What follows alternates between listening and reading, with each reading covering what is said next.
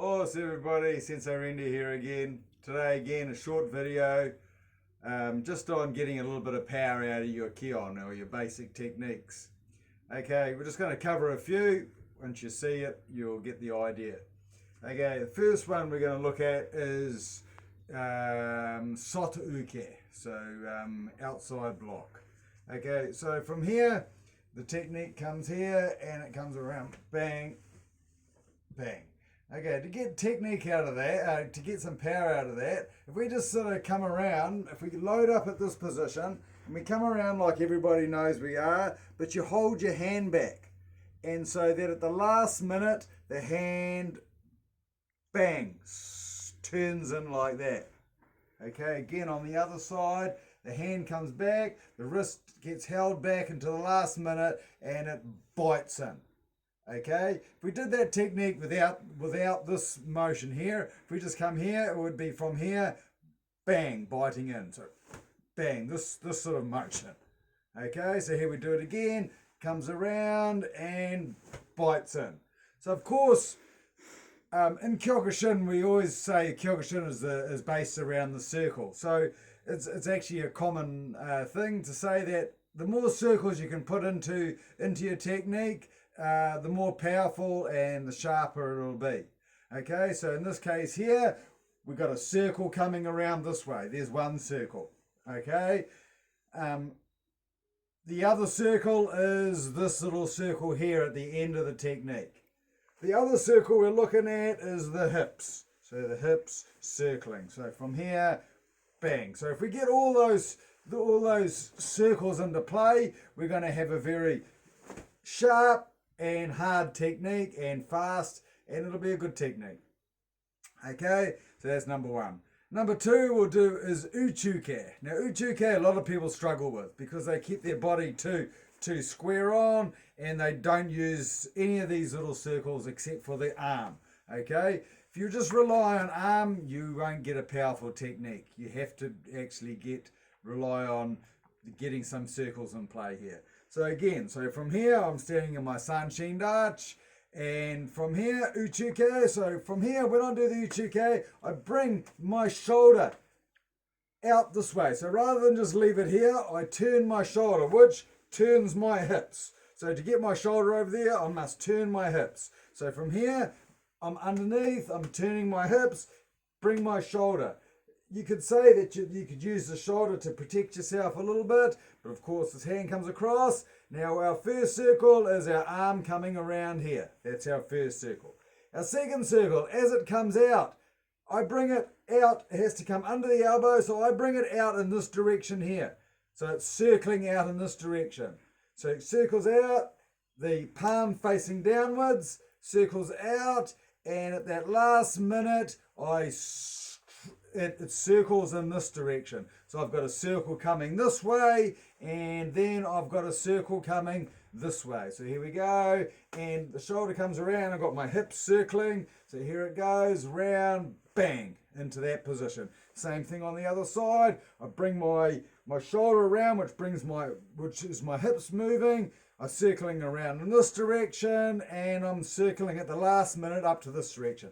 Bang. Here, circle around, bang. So quite important, keep the palm facing downwards. As it comes that way, it'll come underneath your elbow. If you turn it too soon, you'll tend to do this, which a lot of people do. Instead of coming under their elbow, they come on top. They come through the little gap. But it's got to come under, bang. Here, bang. There, okay. The next one we're going to look at is Gidambarai. Okay, so the three major blocks. So from here, the hand comes up. Again we come down. So here, it's coming like in a circular motion down your arm here. Your elbow's causing that circle. And I'm bringing my back fist down towards the target. And then at the last minute, my hand, bang, turns here. So there's the second circle. So from here, arm comes up and down, and last minute, bang, it circles in there. Okay, the other one we're doing is the hips. So my hips should come across slightly, and when it comes in, bang, so if you're doing your technique correctly, as you can see here, my hips come around, bang. Hand coming down, back first, bang. Back first, bang. Okay, there's your circles. Okay, next one we're going to do, we'll just do one more like this, because this one here will be the Stow strike. So from here, the hand comes up. We come into this position, elbow up. The first one is the arm is coming around in this direction, and that is the circle in that direction.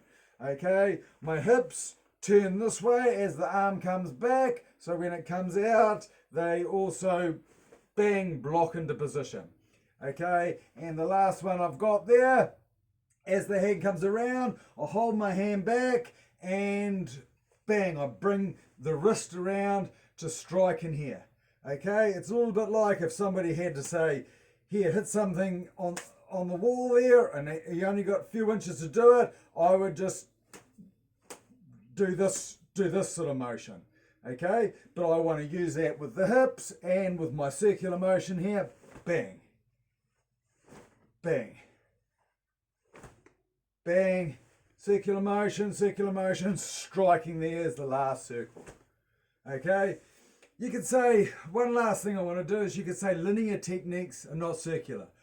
This is not true. If we're doing a basic punch, from here, this arm is coming, okay, this is a linear motion. The arm is coming straight out here. It's like I showed in my previous video, but from here, at the end of it, it turns into the strike.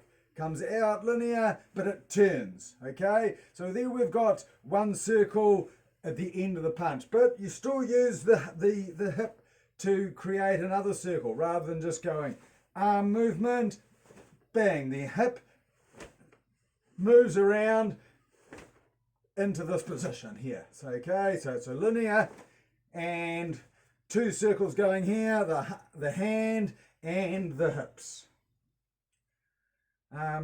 That's all I wanted to touch on today. Thank you very much for watching the video, and keep tuned for the next one coming up soon. Us.